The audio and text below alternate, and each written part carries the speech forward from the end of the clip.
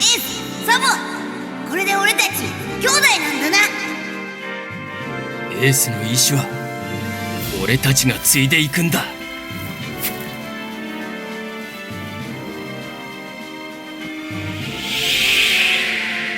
ルフィ、そろそろ。ああ、今行く。あれからもう2年か。心残りはお前の夢の果てを見れねえことだ。だけどお前なら必ずやれる。俺の弟だ。よし、行くか。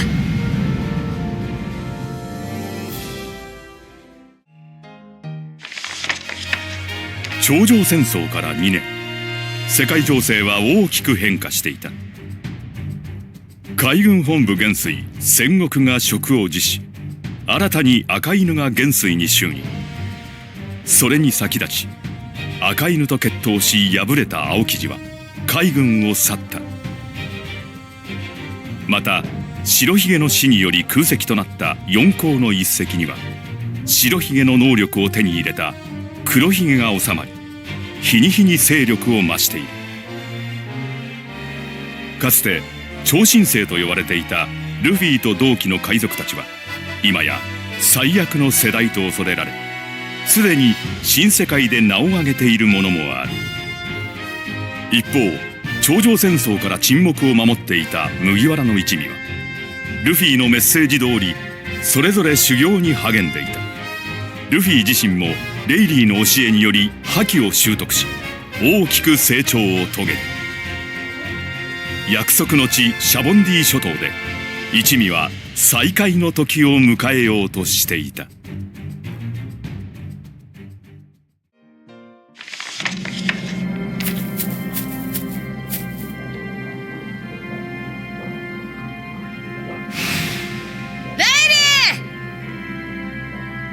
2年間本当にいろいろありがとう。早く行け。レイリー、俺はやるぞ。海賊王に俺はなる。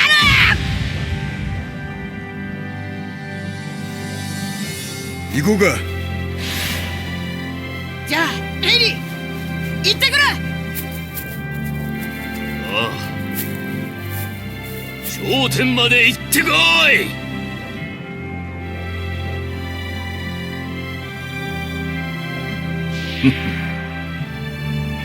ロジャーどこの誰だお前は。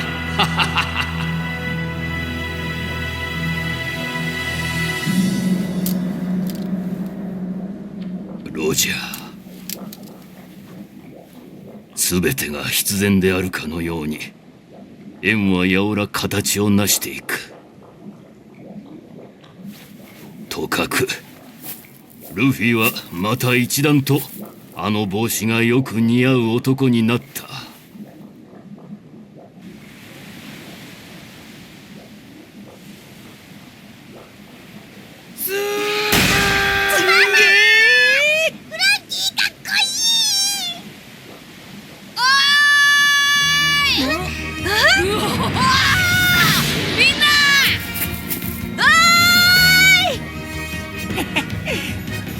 みんな揃った。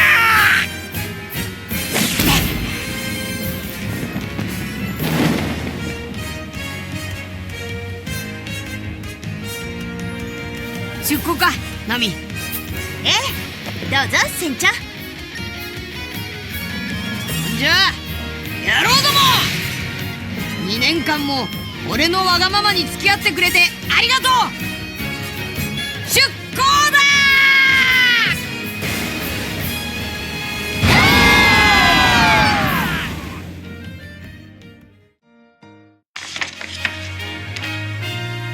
2年間の修行を経て大きな成長を遂げたルフィたち麦わらの一味。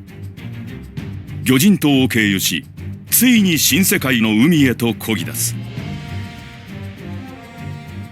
航海中、緊急信号を受信した一味は発信元を追ってパンクハザードと呼ばれる島に上陸した。同じ頃、新世界の海軍基地に所属を移したスモーカーとタシギも上陸。ルフィたちを追う中で謎の研究所にたどり着く。先んじて研究所に侵入していた一味の前に現れたのは、金右衛門と名乗る和の国の侍だった。拙者、この島に息子を助けに来た。桃之助という子を知らぬか。桃之助の捜索を手伝うことになったルフィたち。その途中、桜花七部会となっていたトラファルガーローと再会する。麦わら屋、うちと同盟を結べ。四皇を一人引きずり下ろす策がある。ルフィはこの提案を快諾。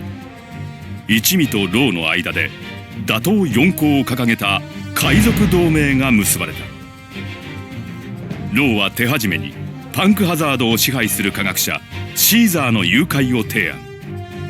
スモーカー、タシギとの共闘を経てこれに成功する。金右衛門の息子桃之助も無事救い出した一行は、ローの提案により次の目的地ドレスローザへと向かった。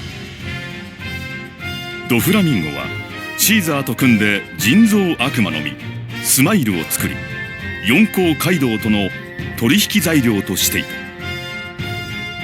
ローの狙いはドフラミンゴとカイドウとの取引を潰すため、スマイルの製造工場を破壊することだった。シーザーの身柄と引き換えに桜花七部会からの脱退を要求するロー。翌朝、ドフラミンゴの七部会脱退が報じられ、本人から連絡が入る。俺だ。七部会をやめたぞ。今から8時間後、北の孤島グリーンビット、南東のビーチだ。シーザーをそこへ投げ出す。勝手に拾え。一味とローはそれぞれの目的を達成すべくドレスローザに上陸するが、ドフラミンゴの返答すべては真っ赤な嘘だったと判明。ドフラミンゴは七部会をやめてなんかいねえ。その島から早く逃げろ。急げ。すでにビーチはドフラミンゴが呼び寄せた海兵に包囲されていた。新たな海軍大将藤虎はローに麦わらの一味との関係を問う。報じられた麦わらの一味の件、記事通り同盟なら黒。彼らがローさん、七部会であるあんたの部下になったのなら白だ。麦わら屋と俺に上下関係はない。記事通り同盟だ。これを聞いた藤虎はローの七部会の称号剥奪を宣言し、攻撃を開始。なんとかサニー号に退却したローだが、今度はドフラミンゴの追撃が迫る。ローはサンジたちに次の目的地ゾウへ向かうよう指示。自分がおとりとなってドフラミンゴの注意を引く間にサニー号を脱出させる。一方ルフィたちは工場を破壊すべくドレスローザの町に潜入していた。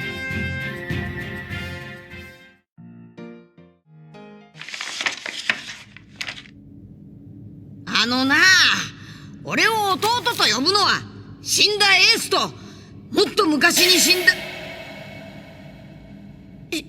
死んだサ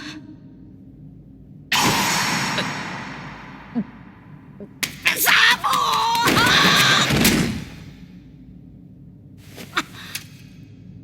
嘘だ！昔エースとお前と3人で杯を。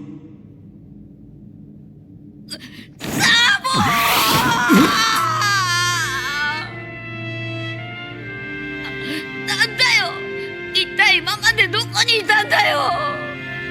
俺てっきり死んだんだと思ってた。ありがとなルフィ。生きててくれて嬉しい。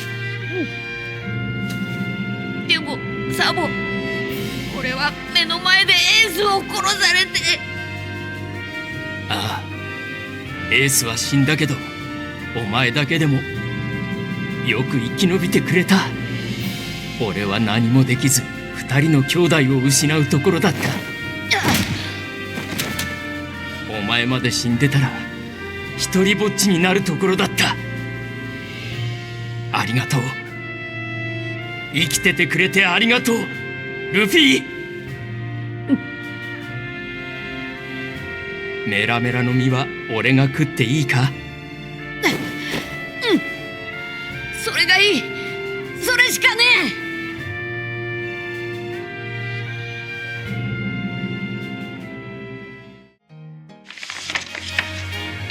ルフィが去ったコロシアムではなおも戦いが続いていた。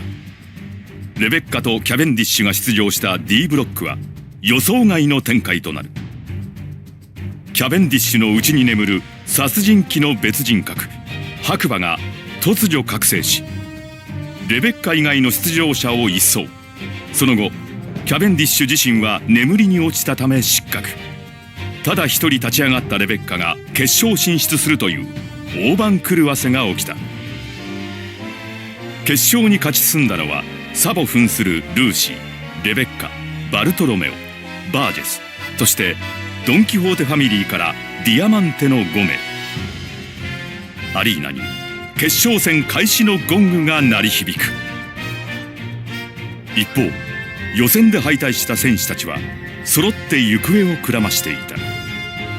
彼らは皆ドン・キホーテファミリー幹部の能力者によりおもちゃに変えられ、ファミリーのために働かされていたのだ。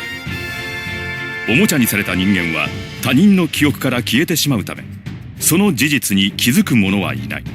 打倒ドフラミンゴを誓うおもちゃの兵隊はこのおもちゃ化を解除することが勝利の鍵だと考え、ウソップ、ロビン、フランキーに協力を要請。作戦は見事成功し、おもちゃの兵隊自身も人間の姿に戻る。彼の正体は元ドレスローザ軍隊長キュロス、レベッカの実の父親であった。ウソップたちから連絡を受けたルフィはこの国で起きていた悲劇の全容、そしておもちゃの兵隊の正体を知る。その頃決勝戦が行われているコロシアムはおもちゃが突如人間に戻ったために大混乱に陥っていた。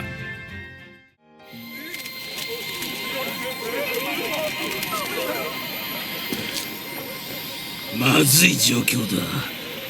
おもちゃ化が解除されたってのか。こりゃたまげた。思い出した。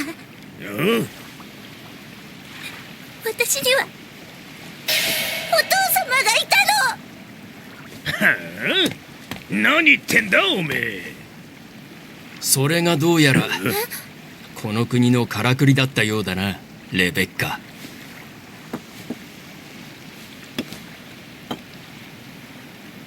ひとまず試合にけりをつけよう。者には必ず核がある。竜爪剣、竜の息吹。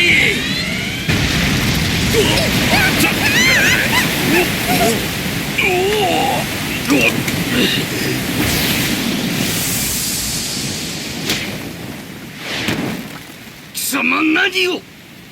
メラメラの実もらっていいよな。メラメラを食いやがって。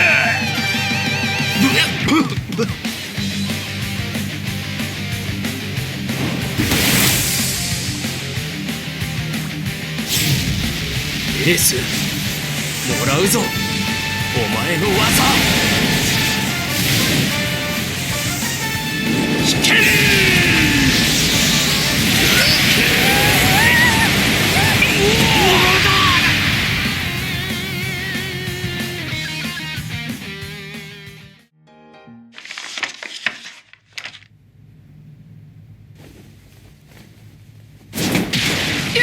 誰だ兵隊。てめえはキュロスか。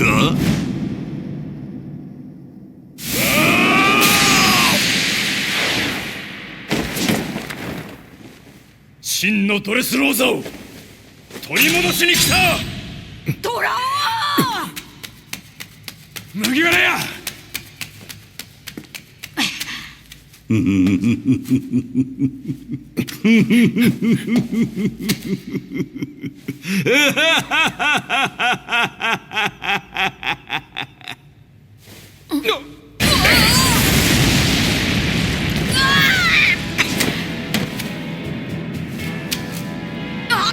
石のやつ。ピーカ。想像以上にしてやられたな。ミンゴが生きてる。それはまずい事態だ。鳥かごを使わざるを得ない。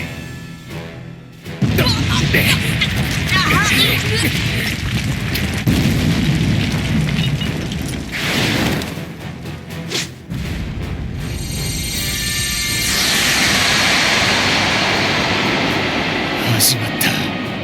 鳥かごだ。この国の真実が漏れる前に、今この島にいる奴らを皆殺しにするつもりだ。王宮だけどっかに行くぞ。ピーク、石なら地形でさえ変えられる。王宮待て。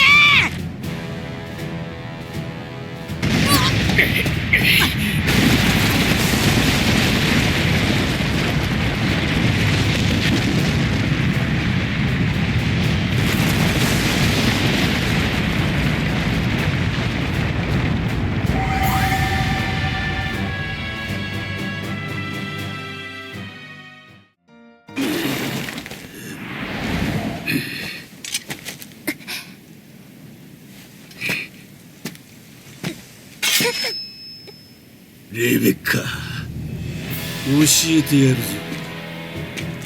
お前の母スカーレットを撃ち殺したのは俺なんだよ。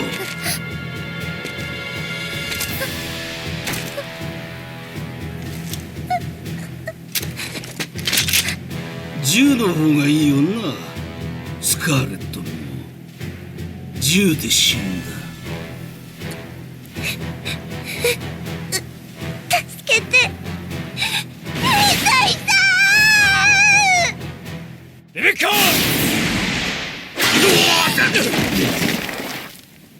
家族を二人も奪われてたまるか！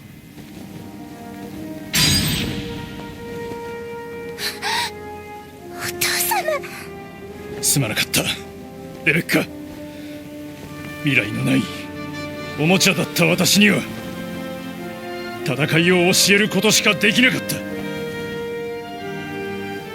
母親に似て心の優しい君なのに。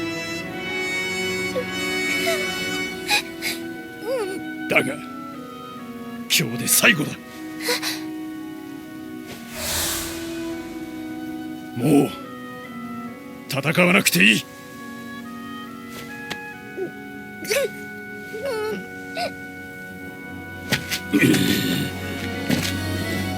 人間に戻った今、もう二度と娘に剣など振らせやしない。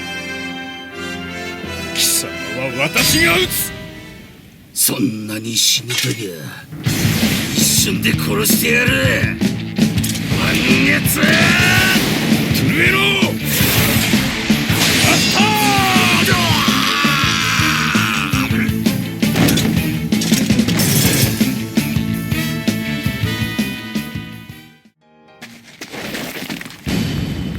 俺はいずれ世界一の大剣豪になる男だ。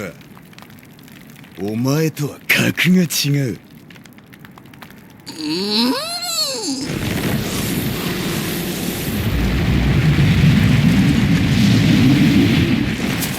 入ったな。一気に潰してやる。ロロノアザラ。9800一世界。千が集まって商戦世界。三条無線で消えぬものなし。三刀流奥義。一大三千大戦世界。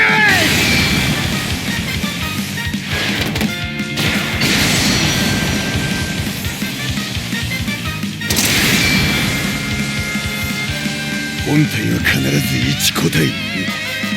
別れることはない。追い詰めて勝ったつもりか。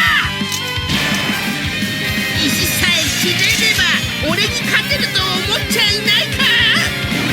覇気をまとえば切られやしねえ。てめえの覇気が俺の覇気を上回ってたらな。九山八海切れぬものなし。三千世界。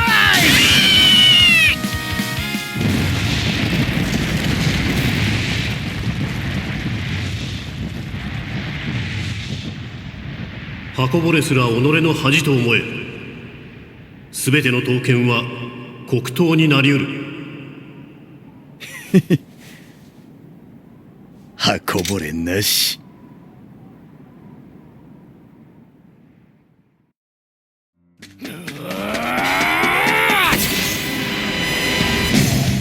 シャンブルスフェス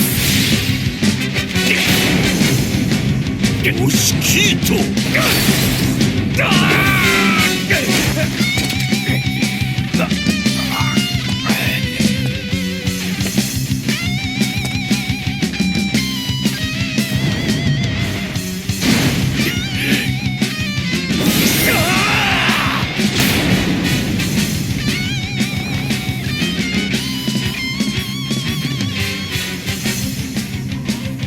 なぜ止める。王の頭を砕き割ろうとしただけだ。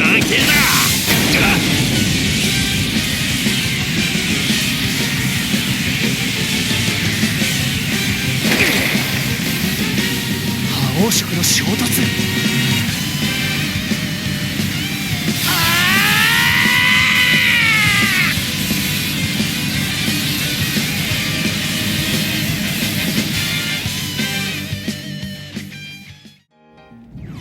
ゴムのグリズリーマグナム。好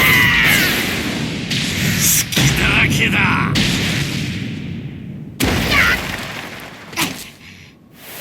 通りすがりの海賊がヒーローの真似事か。俺の邪魔をしやがって。違う。お前が俺の邪魔をしたんだ。俺の友達を泣かせて俺の仲間を怒らせた。お前と鳥かごが俺の邪魔だ。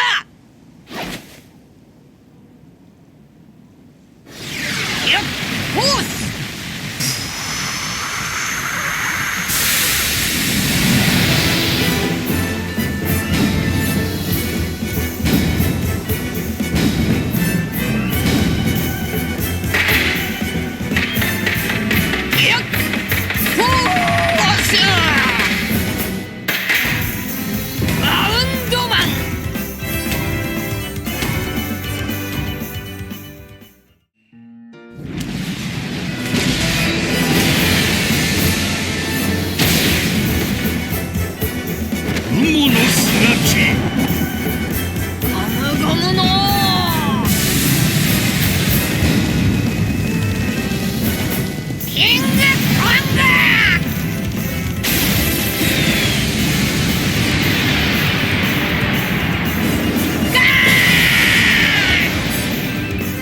16発の聖なる兄弟オットスレッド。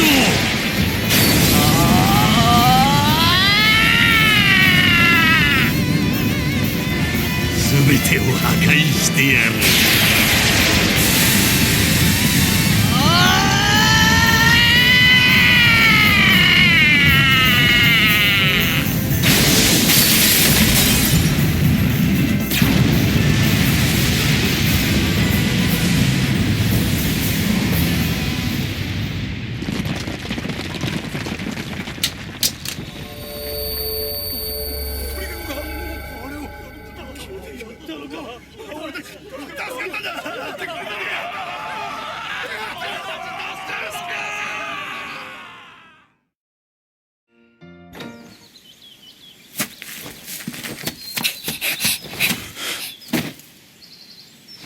レベッカ、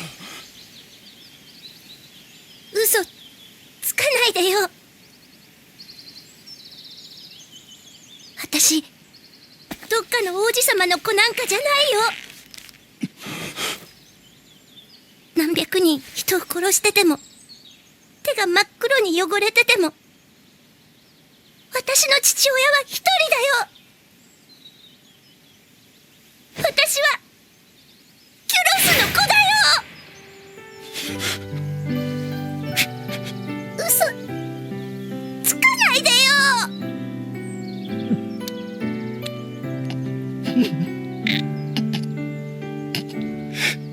ちゃんとそばにいてよ、兵隊さん。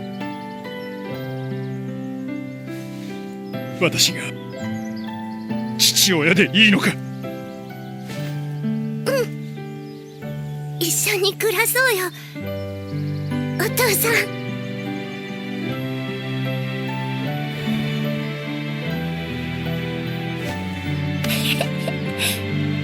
あったかい？ああ、とても暖かい。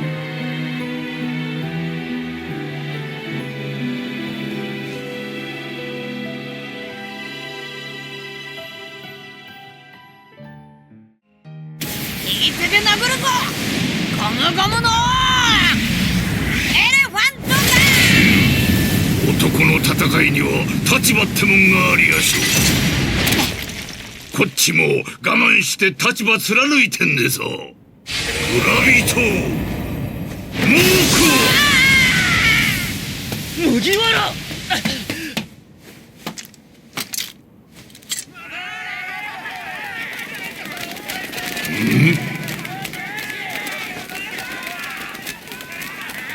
こりゃ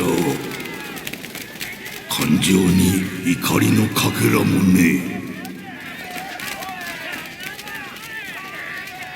みんながお前さんを助けようとすんだね。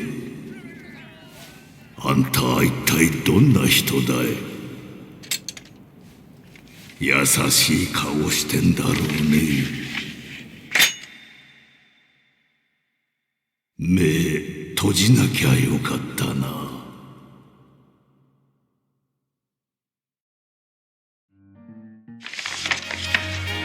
ドフラミンゴを倒したルフィたちはバルトロメオたちの協力を得てドレスローザを脱出し、サンジたちと合流するためゾウに向かう。その戦場、ルフィは共に戦った海賊たちから傘下に入れてほしいと懇願される。だが差し出された親子杯を断った。親分や大海賊じゃなくてもいいだろ。お前らが困ったら俺たちを呼べ。必ず助けに行くから。一緒にミンゴと戦ったことは忘れねえよ。自由を重んじるルフィの真意を理解したバルトロメオたちは一方的に古文杯を飲み干し、ここに海賊連合麦わら大船団が結成される。君は今まで通りでいい、麦わら。僕たちは勝手に君に忠誠を誓ったんだ。何かあれば勝手に命を懸けて参上する。そんな奴らがいても損はないだろう。こたびのご恩に報い、命全霊をかけてこの古文杯勝手に頂戴いたしますだべ。一方サンジたちは一足先にゾウに到着し、すぐに異変に気づく。ゾウはカイドウの部下カンガイのジャックの軍勢により壊滅寸前の状態だった。サンジたちはゾウの住民であるミンク族たちを必死に救い、深く感謝される。数日後ルフィたちも到着し再会を果たすが、そこにサンジの姿はなかった。サンジはビッグマム海賊団の傘下に入った最悪の世代の一人ベッジに連れられ、政略結婚のためビッグマムの縄張りに向かったという。サンジがビッグマムの娘と結婚？なんだその勝手な話。サンジは俺たちの仲間だ。憤慨するルフィたち。そこに遅れてきた金右衛門が合流する。金右衛門は今まで話さずにいたワノ国にまつわる多くの事実を伝えた。桃之助は本当はワノ国の大大名光月おでんの息子であり、金右衛門は桃之助の父ではなく家臣であること、光月おでんはカイドウの手によって処刑されてしまったこと、その死の間際ワノ国を開国せよと言い残したこと。拙者カイドウを倒したい。ルフィ、拙者と一緒に戦ってほしいでござる。よくわかった。テイクモン、同盟だ。ここで一味は3次奪還に向かうルフィたちのチームと先行してワノ国を目指すゾロたちのチームの二手に分かれる。ルフィ、ナミ、チョッパー、ブルックはサンジを連れ戻すためゾウから出港し、ビッグ・マムの治めるトットランドを目指す。しかしそこには意外な人物が乗船していた。